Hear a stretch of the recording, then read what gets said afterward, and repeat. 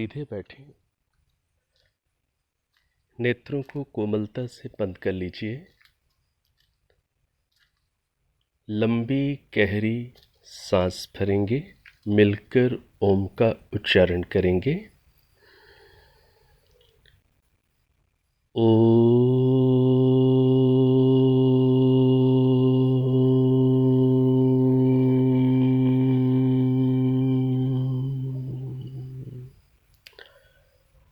सहना भवतु सहनौ भुनक्तु सह वीर्यं करवावहै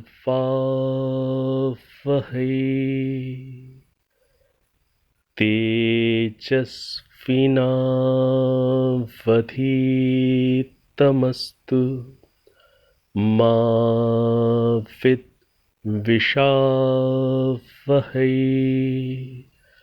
ओम शांति शांति शांति।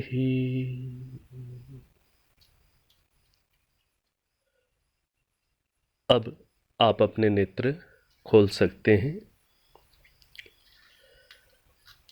कल की कक्षा में हम लोगों ने वेद के प्रमाण पूर्वक विस्तार से इस बात को समझने का प्रयास किया कि परमात्मा ने वेद सब मनुष्य मात्र के कल्याण के लिए प्रदान किए हैं। पुरुष, स्त्री और चारों जो वर्ण हैं, ब्राह्मण, क्षत्रिय, वैश्य और शूद्र, इन सभी के कल्याण के लिए परमात्मा ने वेदों का ज्ञान आदि सृष्टि में 4 ऋषियों के हृदय में प्रकट किया। जिस प्रकार से परमात्मा ने सभी प्राणियों के उपकार के लिए सृष्टि के पदार्थों को दिया हुआ है, उसी प्रकार से परमात्मा अपना ज्ञान भी सभी प्राणियों के कल्याण के लिए देता है। जिस प्रकार से सृष्टि में दिए गए पदार्थों में किसी प्रकार का भेदभाव परमात्मा ने नहीं किया, उसी प्रकार से ज्ञान प्रदान करने में भी परमात्मा भेदभाव नहीं करते, सभी को अधिकार है।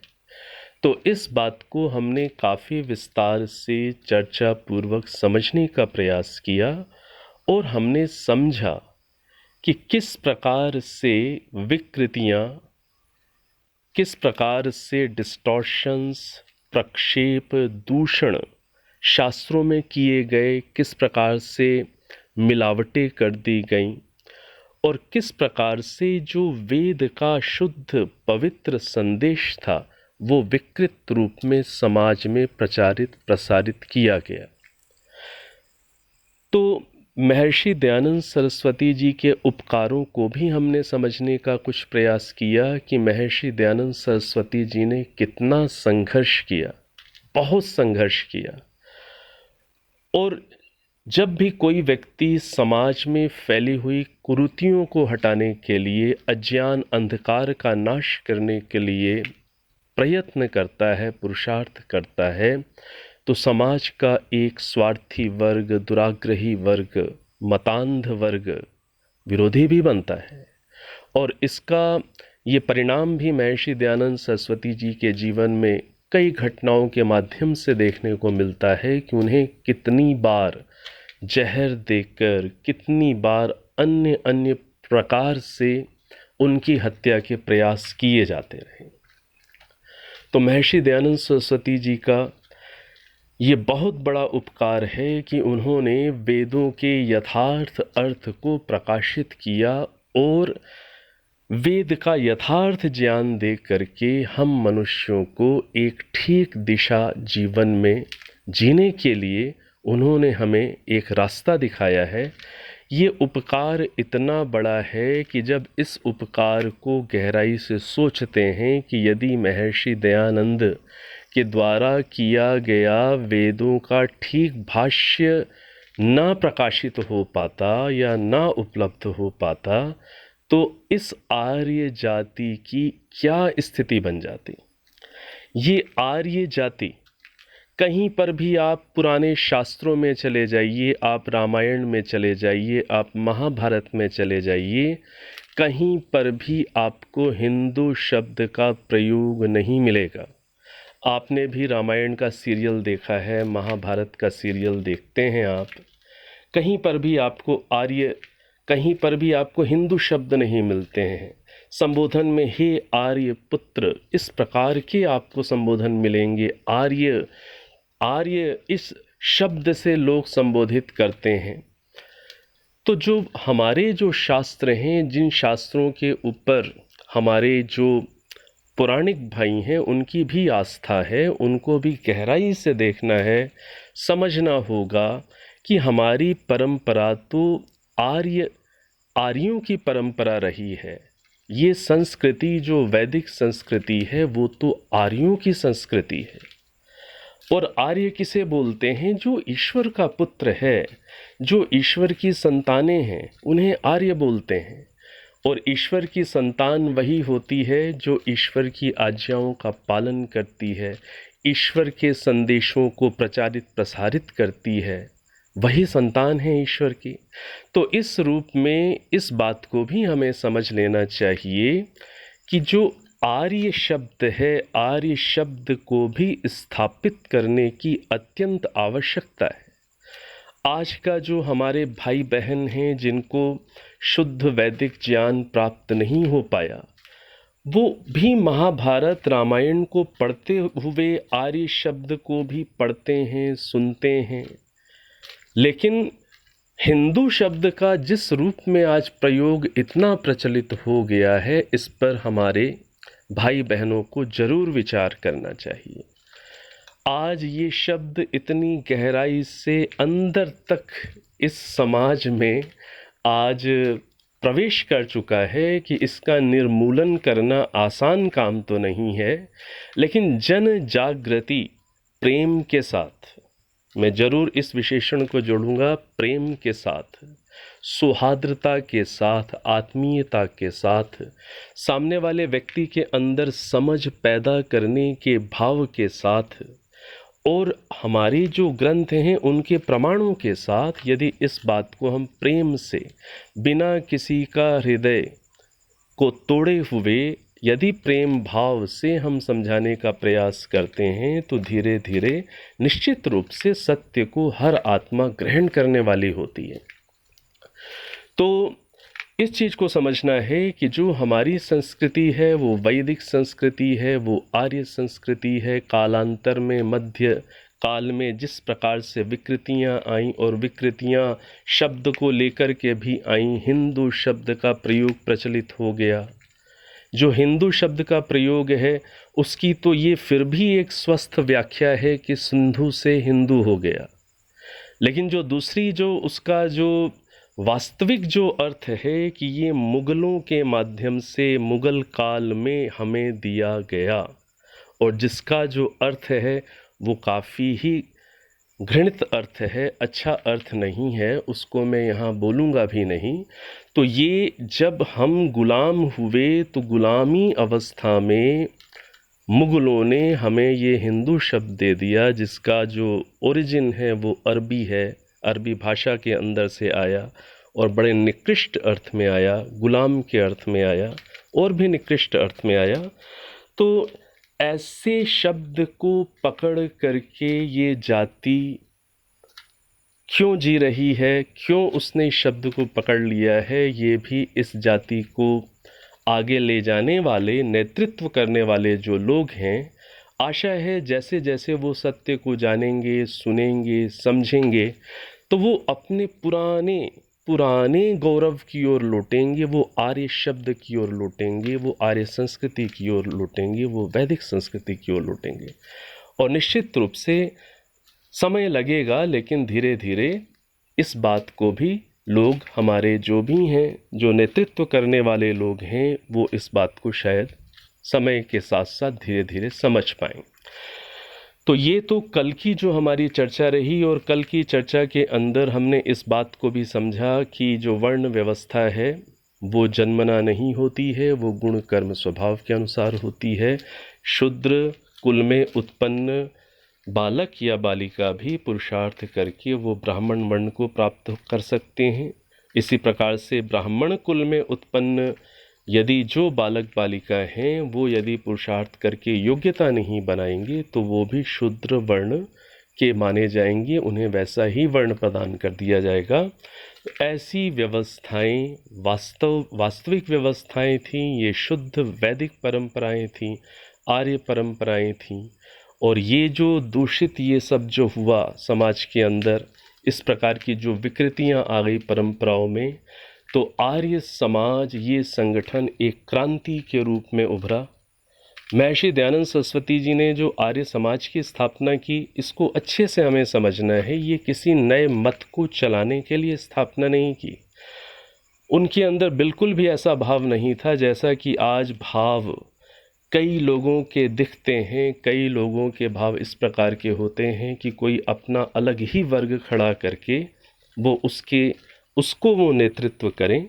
महर्षि दयानंद सरस्वती जी की ऐसी भावनाएं नहीं थी। उन्होंने सत्यार्थ प्रकाश की भूमिका में स्पष्ट रूप से लिखा है, मेरा उद्देश्य किसी मत को चलाना नहीं है। मेरा उद्देश्य तो जो हमारी जो शुद्ध वैदिक परंपराएं हैं उन्हीं को पुनर्जागृत करना है, उन्हीं को पुनः समाज में वैदिक सिद्धांतों को, आर्य सिद्धांतों को स्थापित करना है। यही उद्देश्य है। मेरा उद्देश्य किंचित मात्र भी किसी नए मत को चलाने का नहीं है। ऐसे भाव बहुत स्पष्ट रूप में महर्षि दयानंद सरस्वती जी ने सत्यार्थ प्रकाश की भूमिका में लिखे हुए। तो समझना इस बात को है कि महर्षि दयानंद सरस्वती जी ने जो आर्य समाज की स्थापना की, आर्य शब्द का अर्थ आप सभी समझते हैं। आर्य शब्द का अर्थ होता है श्रेष्ठ। तो और समाज शब्द का अर्थ क्या होता है? समूह। तो श्रेष्ठों का समूह, जो बुद्धिजीवी हैं, जो मनन करने वाले लोग हैं, जो विचारशील लोग हैं, उनका समूह, ये एक उनका संगठन खड़ा किया है, कोई मत नहीं खड़ा किया है। इसको बहुत अच्छे से समझना है। आर्य, अच्छे सच्चे व्यक्ति को आर्य कहते हैं। और इस बात को भी समझ लें, श्रेष्ठ व्यक्ति तो कोई जन्म के साथ 100% नहीं पैदा होता। आर्य का एक अर्थ इस रूप में भी समझें कि एक अर्थ तो हो गया श्रेष्ठ मनुष्य, और दूसरा जो अधिक व्यवहारिक अर्थ है वो अर्थ ये है कि जो श्रेष्ठ बनने के लिए हृदय की गहराइयों से प्रयत्नशील व्यक्ति हैं उन्हें भी आर्य कहते हैं। जो हृदय की गहराइयों से सत्य को ग्रहण करने के लिए और असत्य का परित्याग करने के लिए साहस के साथ, निडरता के साथ जो तत्पर हैं, अभी भले ही पूरे श्रेष्ठ नहीं बने हैं, भले ही अभी जीवन के अंदर कमियां हैं, लेकिन जो व्यक्ति ईमानदारी के साथ प्रयत्नशील हैं उन्हें भी आर्य कहते हैं। ये जो दूसरा अर्थ है यह अधिक व्यवहारिक अर्थ है। यदि हम ऐसा कहते हैं कि भाई आर्य मतलब श्रेष्ठ मनुष्य और आर्य समाज मतलब श्रेष्ठ मनुष्यों का समाज, तो ये बड़ा सुनने में किसी को अलग सा लग सकता है कि ये तो अपने आप को ही पूरा श्रेष्ठ घोषित कर रहे हैं। समझना इस बात को है, आर्य शब्द का जो अर्थ है, जो दूसरा मैंने आपके सामने अर्थ किया है, ये शास्त्रानुकूल अर्थ है। देखिए, जब तवे के ऊपर रोटी पक चुकी होती है, जिस रोटी को हम खाते हैं उसकी संज्ञा, उसका नाम क्या होता है? रोटी। जो पूरी तैयार हो गई है, जिसका अब सेवन किया जाएगा, उसको कहते हैं रोटी। संस्कृत भाषा में कहते हैं करपट्टिका, रोटी हाथ से जो बनाई गई। अब इस चीज़ को समझना है कि जब आपसे पूछा जाता है, कोई व्यक्ति मान लीजिए आटा गूंद रहा है, या कोई व्यक्ति ने आटा गूंद लिया है, अब लोई बना रहा है, अब बेल रहा है। अब आपने उससे पूछा कि भाई तुम क्या बना रहे हो, तो वो क्या बोलता है? कि मैं रोटी बना रहा हूँ। अरे अभी तो उसने लोई बनाई है, अब तो बेलन के नीचे दबाकर अब उसने बेलना शुरू किया है।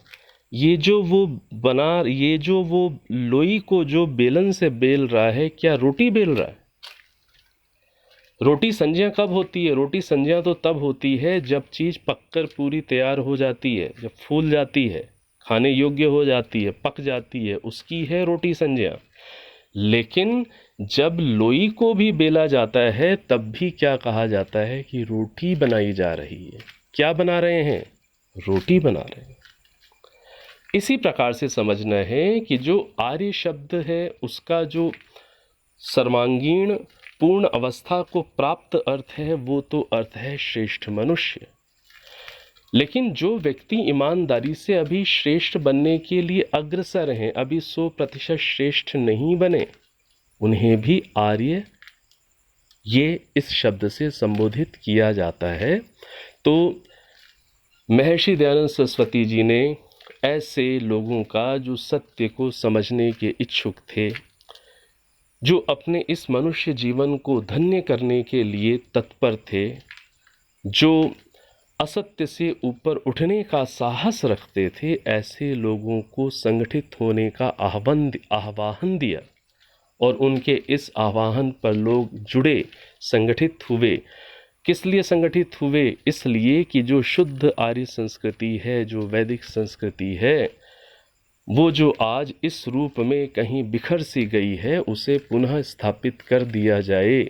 वेदों के यथार्थ अर्थों को और ठीक वैदिक जीवन पद्धति को, शैली को पुनः समाज में स्थापित किया जाए। पुनः परमात्मा के सच्चे स्वरूप को समाज में स्थापित किया जाए। स्वयं साधना करके, स्वयं भी आत्म साक्षात्कार करके परमात्मा में स्थिति बनाकर अच्छे कामों को करने वालों का समूह उन्होंने तैयार किया, ना कि किसी नए मत की स्थापना का नाम है आर्य समाज।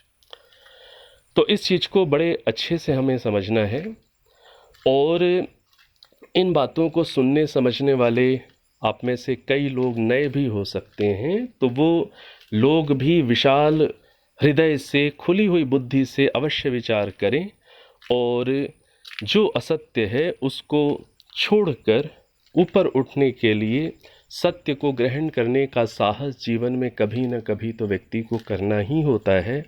उस साहस को करके व्यक्ति को इस संगठन के साथ, इस प्रयत्नशील, अच्छा जीवन बनाने के लिए प्रयत्नशील मनुष्यों के संघ में, समूह में, समाज में जुड़ना चाहिए। और ये जो समाज है ये ऐसा नहीं है कि केवल भारत देशवासियों का समाज है, नहीं।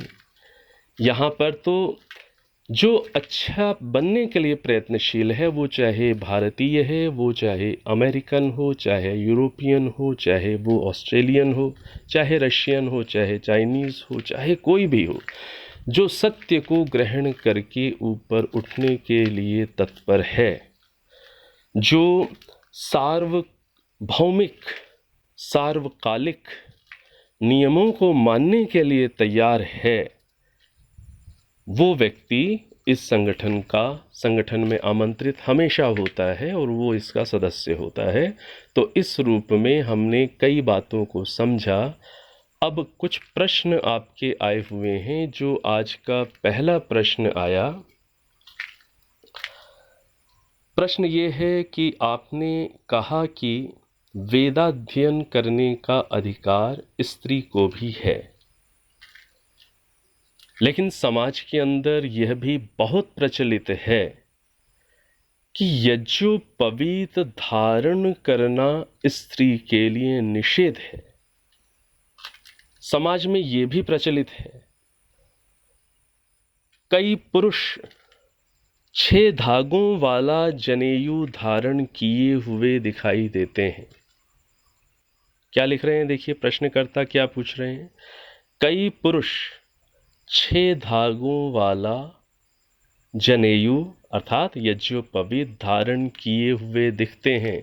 हरिद्वार की हर की पौड़ी में स्नान करते हुए पुरुषों को जब आप ध्यान से देखें तो उनके शरीर पर 6 धागे दिखाई देते हैं।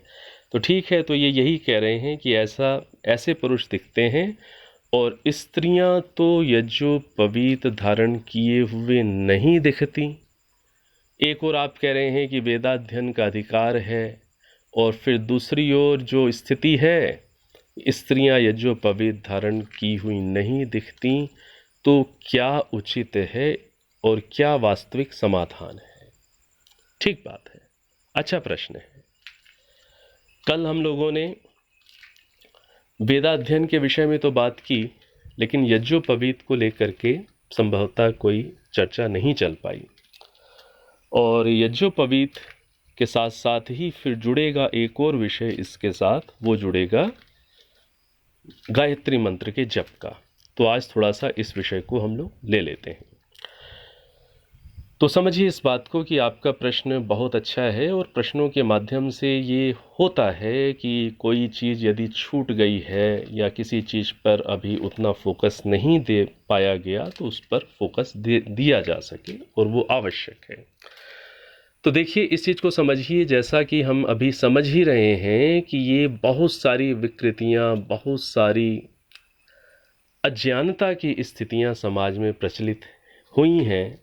मध्यकाल में बहुत अधिक थी, आज भी हैं, लेकिन पहले की अपेक्षा अब इस आर्य समाज संगठन के कारण काफ़ी कुछ क्रांति दिखती है। लोगों के अंदर एक तर्क के साथ विचारना अब कुछ समाज में दिखना शुरू हो रहा है। हाँ, इसका अभी बहुत इसका विस्तार करने की आवश्यकता है। तो ये आपने एक बड़ा अच्छा प्रश्न किया कि स्त्री तो यज्ञोपवीत धारण की हुई नहीं दिखती। अच्छा प्रश्न है आपका। तो इसको समझना है कि आप कभी आर्य समाज संगठन से जुड़ी हुई स्त्रियों को आप देखेंगे, महिलाओं को देखेंगे, तो अधिकांश स्त्रियां, महिलाएं आपको ऐसी मिलेंगी जिन्होंने यज्ञोपवीत धारण किया हुआ होता है। अब चूंकि यज्ञोपवीत तो वस्त्रों के अंदर होता है, न पुरुष का दिखता है न स्त्रियों का दिखता है, लेकिन यदि आप पूछेंगे आर्य समाज में जा कर के कि क्या आपके समाज में महिलाएं भी यज्ञोपवीत धारण करती हैं, तो बहुत सारी महिलाएं बहुत गर्व के साथ अपने हाथ खड़े करके बताएंगी कि हाँ, हम यज्ञोपवीत धारण करते हैं, और यह अधिकार हमसे अब कोई नहीं छीन सकता। आर्य समाज में आपको ऐसी महिलाएं मिलेंगी। तो इस चीज को समझना है कि यज्ञोपवीत धारण करने का अधिकार स्त्री का है। क्यों है, इसको समझिए। देखिए, जो वैदिक परंपराएं हैं, वैदिक परंपरा के अंदर 16 संस्कारों का विधान है। 16 संस्कार, ये शायद आप लोगों ने सुना हो।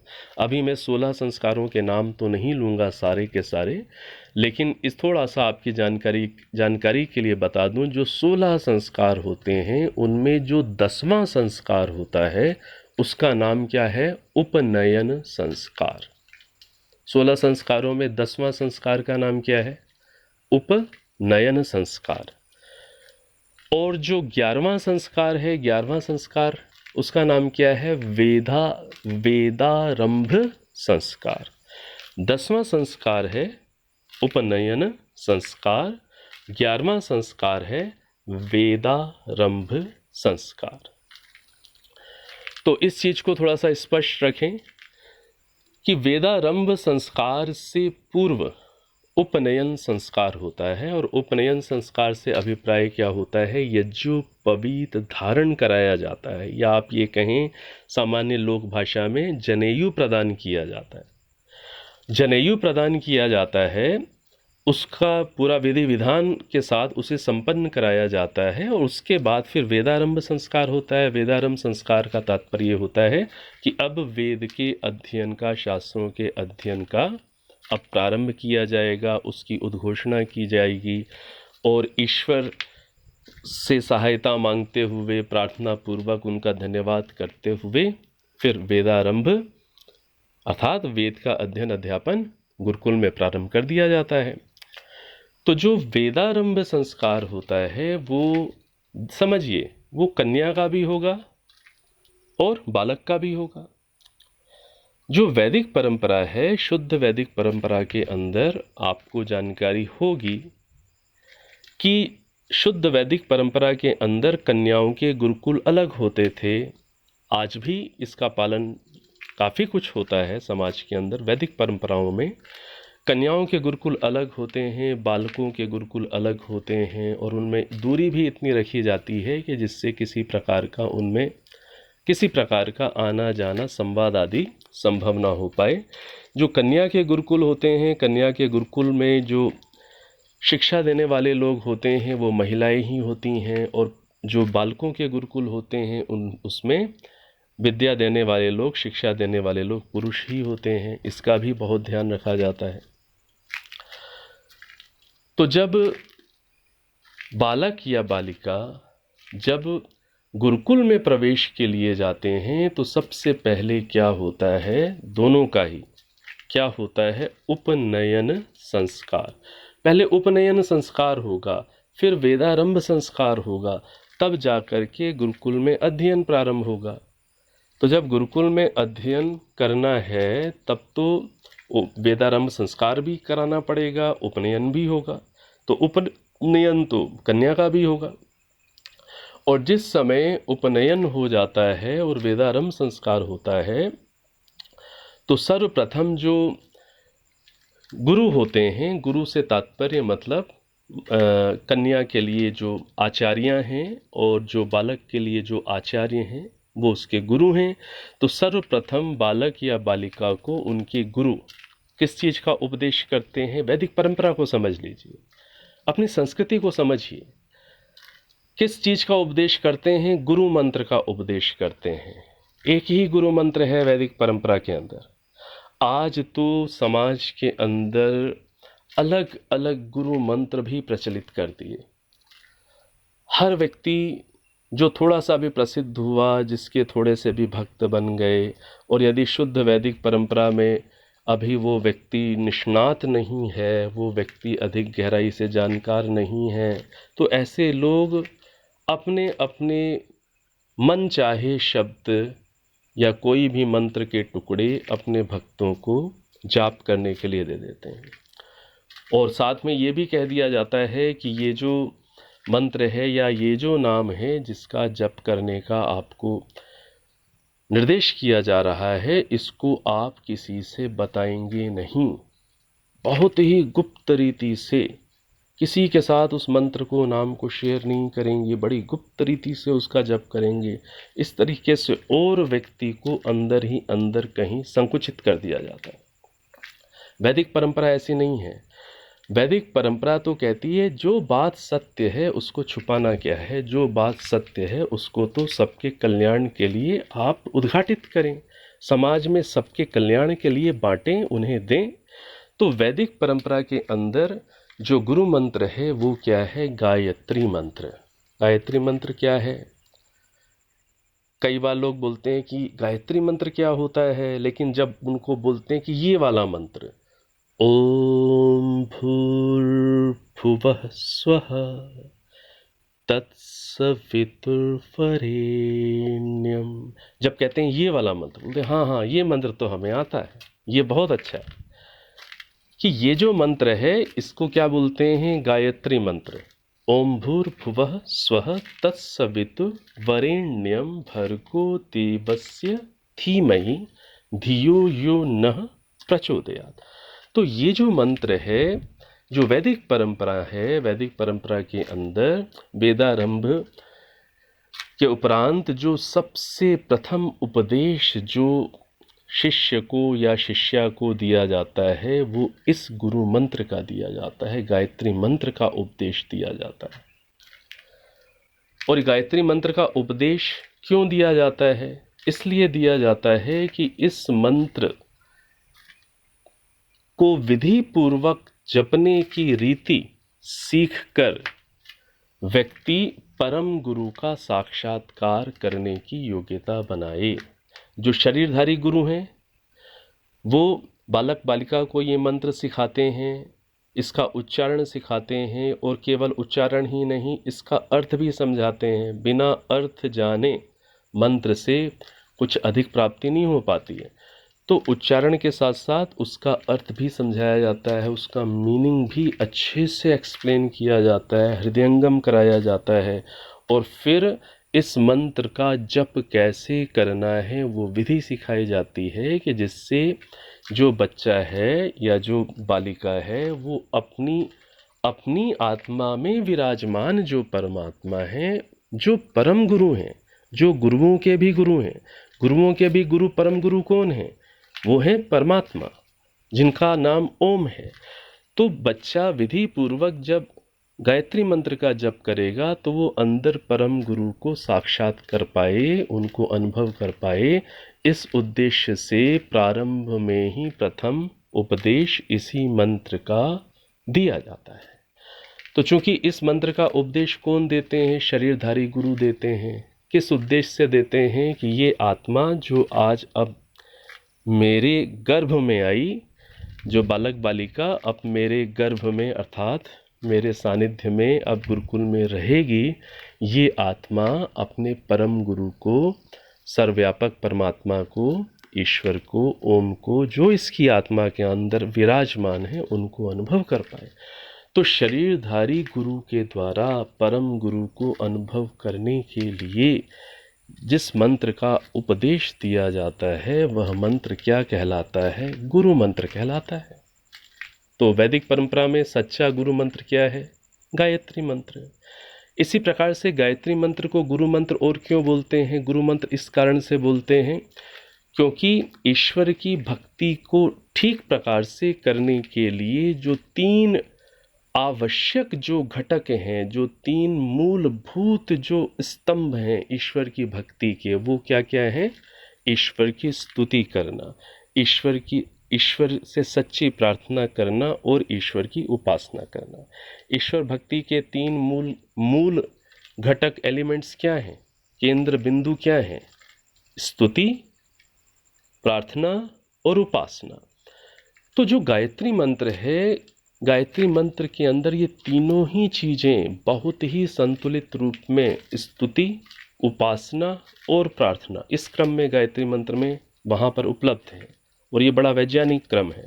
स्तुति, उपासना और प्रार्थना इस क्रम में गायत्री मंत्र में साधना की दृष्टि से बहुत ही वैज्ञानिक रीति से ये तीनों चीज़ें उपलब्ध हैं वहाँ पर। इस कारण से यह मंत्र क्या कहलाता है? यह मंत्र क्या हो जाता है? गुरु हो जाता है। जो वेद के बाकी मंत्र हैं, कम ऐसे मंत्र हैं जिनमें ईश्वर की स्तुति, प्रार्थना और उपासना तीनों एक ही मंत्र में मिल जाए। किसी मंत्र में प्रार्थना और स्तुति मिलती है, किसी में केवल स्तुति मिलती है।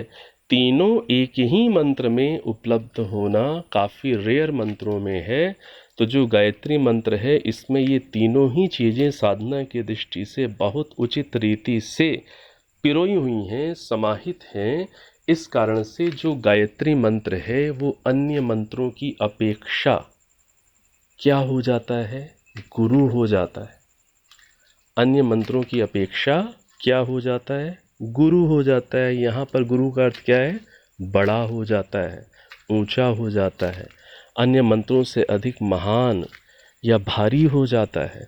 तो इस कारण से गायत्री मंत्र का नाम गुरु मंत्र है। तो वैदिक परंपरा के अंदर यही गुरु मंत्र है, इसका ही जप करने का विधान है। तो अब देखिए, जब वेद का अध्ययन प्रारंभ होगा उससे पहले तो प्रथम उपदेश इसी का दिया जाता है, वो चाहे कन्या है वो चाहे बालक है, दोनों को ही इसी मंत्र का उपदेश मिलेगा। फिर वो फिर वो वेद का अध्ययन प्रारंभ करेंगे। अब गायत्री मंत्र को लेकर के कई समाज में कई अलग अलग प्रकार की कुछ भ्रांतियाँ भी प्रचलित हैं।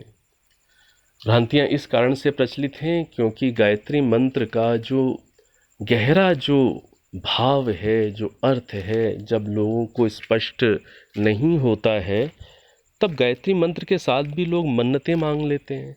गायत्री मंत्र को भी वो लंबी लंबी संख्या वाले जाप का रूप दे देते हैं कि यदि 1001 बार पूरा गायत्री मंत्र का जप करेंगे कि 21,000 बार करेंगे कि 1,25,00,000 बार करेंगे तो ये मनोकामना पूरी हो जाएगी। कैसी मनोकामना? सांसारिक मनोकामना, कि वो कोई बिगड़ा हुआ काम संभल जाएगा, कि वो कोई उलझी हुई जो समस्या है उसका समाधान मिल जाएगा।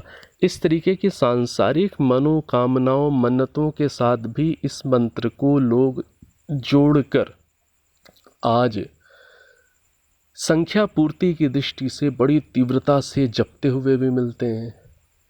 तो इस चीज़ को समझना है कि जो गायत्री मंत्र है, गायत्री मंत्र का लाभ यदि उचित विधि को सीख करके जप किया जाएगा तभी उसका लाभ प्राप्त किया जा सकता है, नहीं तो लाभ नहीं प्राप्त किया जा सकेगा। कई बार कुछ विद्वान, कुछ परंपरा के विद्वान इस रूप में कहते हैं कि स्त्रियां यदि गायत्री मंत्र का जप करेंगी तो उनकी हानि हो जाएगी। अच्छा भाई, हानि क्या हो जाएगी? ये उसका एक्सप्लेनेशन तो नहीं देंगे, लेकिन ये कहेंगे कि मंत्र में बहुत शक्ति होती है, मंत्र बड़ा पावरफुल होता है, स्त्री उसको नहीं फेस कर सकती मंत्र की शक्ति को। गायत्री मंत्र में इतनी पावर है, यदि गायत्री मंत्र का वो जप करेगी तो उसकी हानि हो जाएगी। अब बेचारी जो भोली भाली स्त्रियां होती हैं ग्रामीण क्षेत्र की, उन्हें लगता है कि ये गुरुजी तो हमारे कितने हितैषी हैं, वो बोल रहे हैं कि अरे यदि तुम जप करोगी तुम्हारी हानि हो जाएगी, ये गुरुजी तो हमारा बहुत ध्यान रख रहे हैं। अब ये नहीं पता चलता है कि ये खुद स्त्री को या उस महिला को गायत्री मंत्र के जप के अधिकार से वंचित कर रहे हैं। तो ऐसी प्रस्तुति देंगे कि नहीं, गायत्री मंत्र का जप करेंगी तो आपकी हानि हो जाएगी, बड़ा अनर्थ हो जाएगा, अनिष्ट हो जाएगा, समस्याएं आ जाएंगी। तो बेचारे डर करके वैसे ही नहीं करती।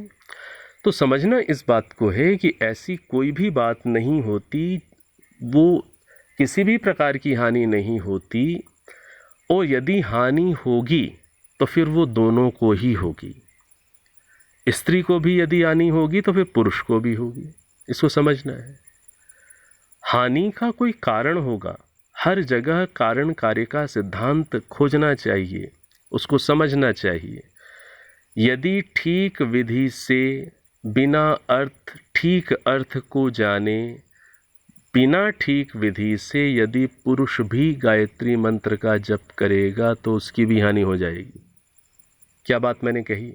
मैंने ये बात कही, यदि गायत्री मंत्र का ठीक अर्थ बिना जाने, बिना ठीक विधि से पुरुष भी करेगा कि बस तीव्रता के साथ बस रटना शुरू किया, ओम भूर्भुवः स्वः तत्सवितुर्वरेण्यं, इस तरीके से एक ही सांस में तीव्र गति से यदि कोई व्यक्ति जप कर रहा है, कोई अर्थ नहीं पता, कोई अंदर भावना नहीं बना रहा है, केवल एक संख्या की पूर्ति के लिए यदि प्रयत्नशील है कि मुझे 1,25,00,000 करना है, जल्दी पूरा करना है, और 1,25,00,000 यदि मैंने पूरा कर लिया, या 1,25,00,000 भी क्या, लोग तो करोड़ भी करते हैं कई, यदि वो मैंने कर लिए तो मेरी ये मन्नत पूरी हो जाएगी, इस भाव से यदि ऐसे करेगा तो उसका भी समय व्यर्थ होगा, ये हानि हो जाएगी।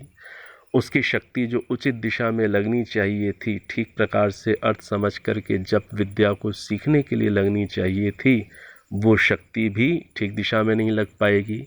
और केवल बुद्धि में तीव्र गति से शब्द मात्र को घुमाते रहने से हो सकता है उसको नींद कम आने की प्रॉब्लम भी शुरू हो जाए। ये समस्या पुरुष के साथ हो सकती है।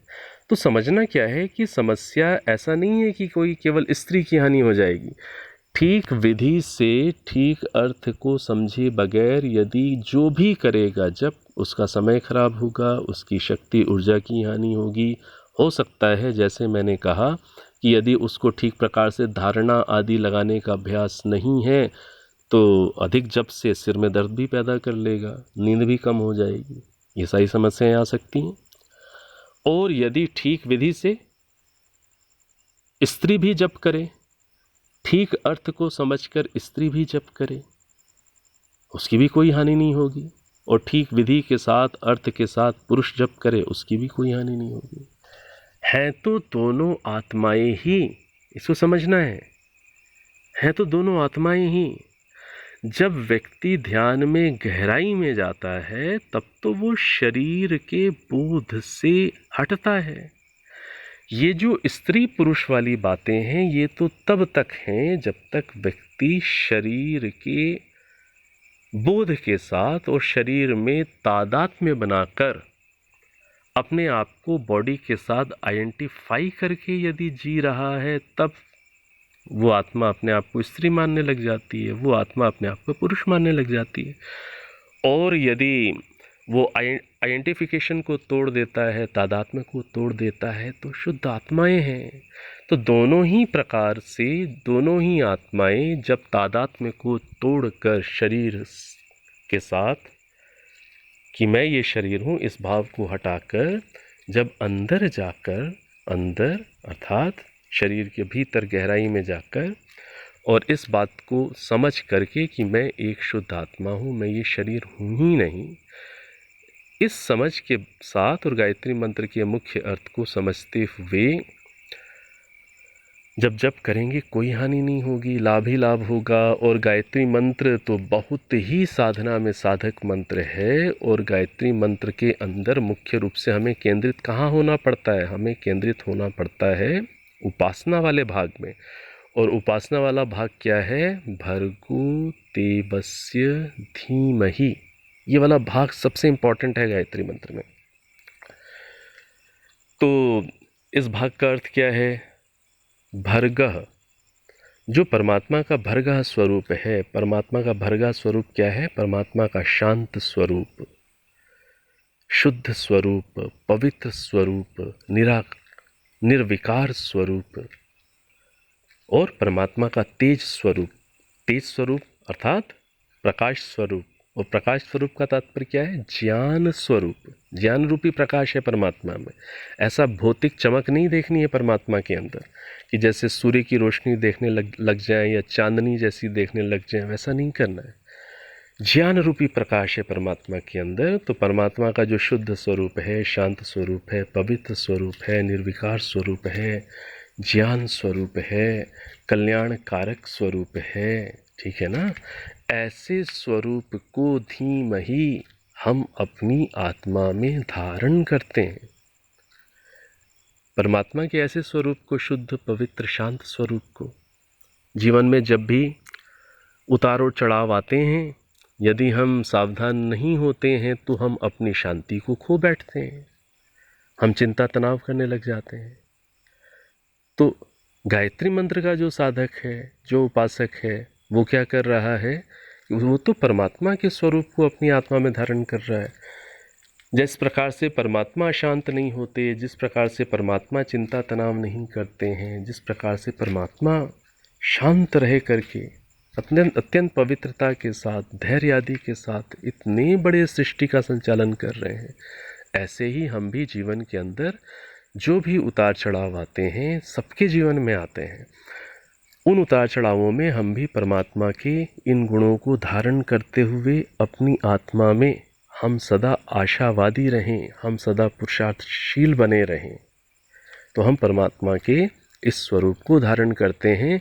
और धियो यो नः प्रचोदयात्, हम परमात्मा के शांत शुद्ध पवित्र निर्विकार स्वरूप को, स्वभाव को, ठीक है ना, चिंता तनाव से मुक्त जो उनका स्वरूप है, हम अपनी आत्मा में धारण कर सकें, ऐसा हमारी बुद्धियों में सामर्थ्य परमात्मा दीजिए। हमारी बुद्धियों को सन्मार्ग पर चलाइए। इसका अभिप्राय क्या होता है कि हे परमात्मा, हमारी बुद्धियों में ये सामर्थ्य आए कि हम आपके इस स्वरूप को अपनी आत्मा में धारण करके दिन भर आंखें खोल करके भी हम अपने जीवन में अपने जीवन को ठीक दिशा में ले जाते हुए हम अंदर शांत ही रहें, हम तनाव और चिंता से ग्रस्त ना हो, ऐसा हमें सामर्थ्य दीजिए। अब बताइए, ये जो सामर्थ्य मांगना है, क्या स्त्री को इस सामर्थ्य को मांगने की आवश्यकता नहीं है? केवल पुरुष को ही है। यदि आप स्त्री को सत्य अधिकारों से वंचित कर देंगे तो इस चीज़ को अच्छे से समझ लीजिए, पुरुषों के जीवन में भी फिर सुख नहीं आ पाएगा। घर का एक सदस्य, मुख्य सदस्य यदि अशांत है, उसको आपने ज्ञान से वंचित कर दिया, उसको आपने शुद्ध अध्यात्म से वंचित कर दिया, उसको आपने भरगाह को धारण करने के विज्ञान से वंचित कर दिया, तो आप भी फिर शांत नहीं रह सकते घर के अंदर। तो पूरा समाज शांत और संतुलित हो सके, इसलिए पूरे समाज को विकसित किया जाता है। तो इस तरीके से जो व्यक्ति अधिकार छीनने की यदि दृष्टि रखते हैं, तो उन्हें समझना है कि अधिकार छीनकर आप भी आपत्ति में ही फंसेंगे। समाज का एक वर्ग यदि आप बिल्कुल ही उसको ऊपर उठाने का प्रयास नहीं करेंगे, तो आपका जीवन कैसे सुखमय होगा? आपका जीवन भी सुखमय नहीं होगा।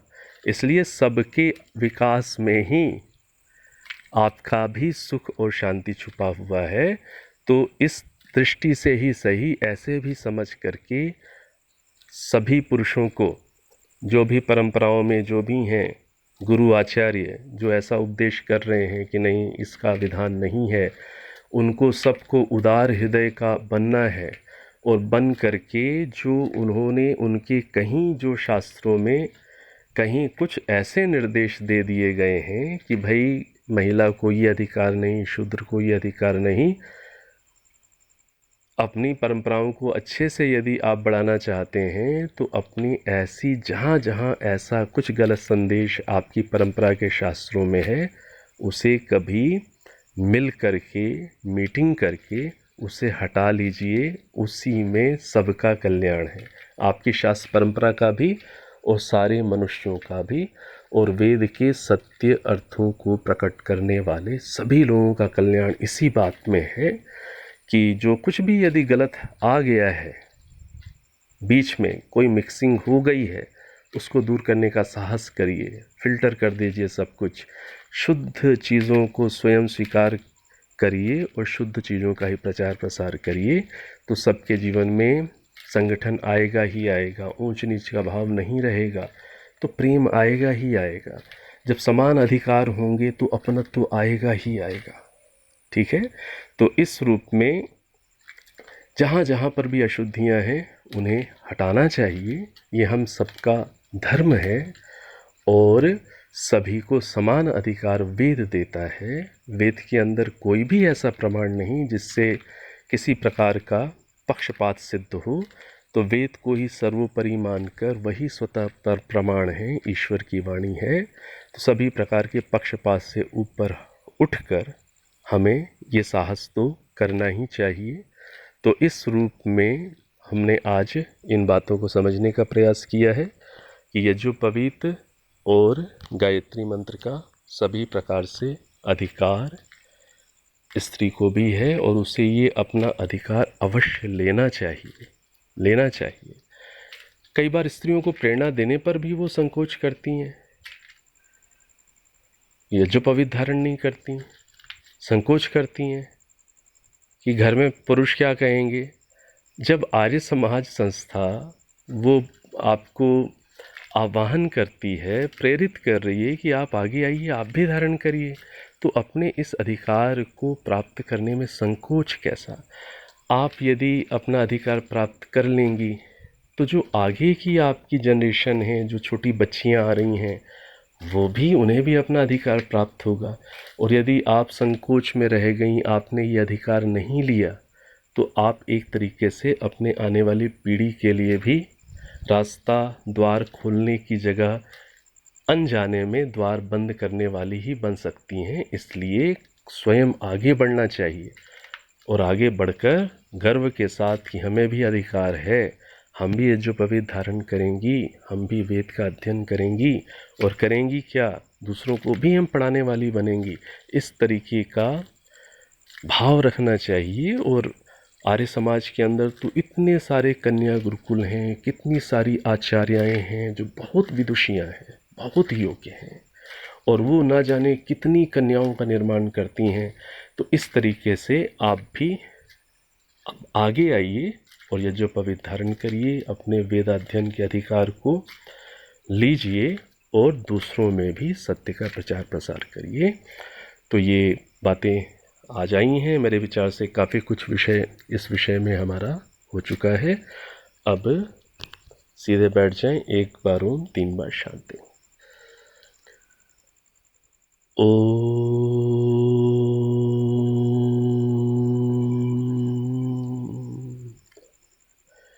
शांति शांति शांति।